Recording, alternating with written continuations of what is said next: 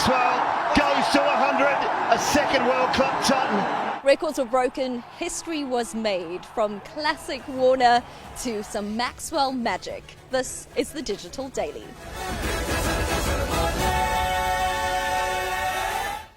A 309-run victory for Australia, which is the second largest margin of victory ever in one-day internationals and the largest margin of victories at a World Cup.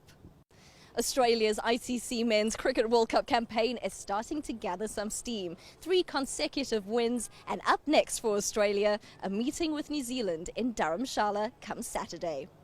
An Australia side on the up. Great time to catch up with Shane Watson, because we're going to go down memory lane just for a little bit.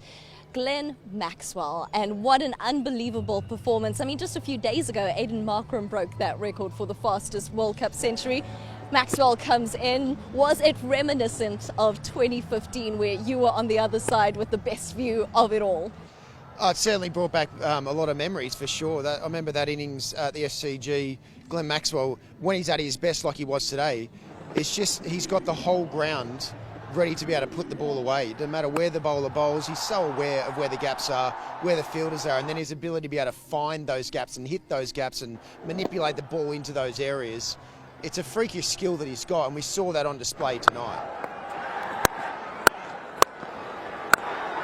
100 off 40 balls. It's pretty ridiculous, to be honest. So yeah, look, it brought back some good memories for sure, to be able to be up the other end. I know how important that time was for him, and be able to share it with him in 2015, and then to be able to see the sheer emotion that came out of him after the last 12 months that he's had with the injury setback that he had in December, to be able to then come through and do what he did tonight. It's very special for him.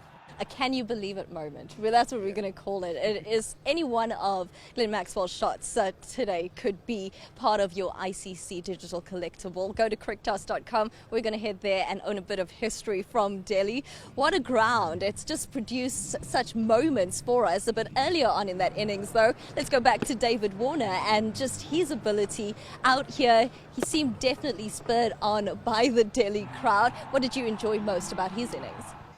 Just the tempo that Dave Warner's playing. You can see in the last game against Pakistan, he's just finding the bowlers that he can line up to once he gets his rhythm against a bowler, once he assesses the conditions.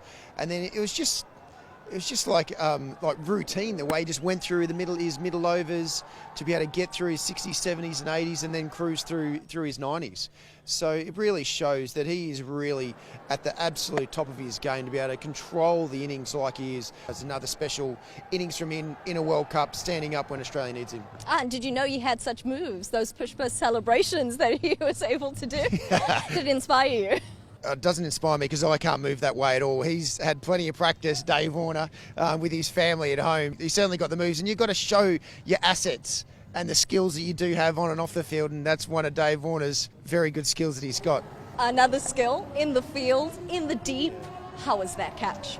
Absolutely, and it's amazing to think that Dave Warner, he's 36 or 37, to be able to still have the athleticism like he does, to be able to jump that high and get the timing right, and then also the balance to be able to not go over the rope as well. He continues to get better and better. So that just shows that with his skill batting wise, and then his athleticism maintaining that, and his fitness, he can continue to go on for a number of years. Well, one thing you can do is celebrate this. 3 wins in a row for Australia.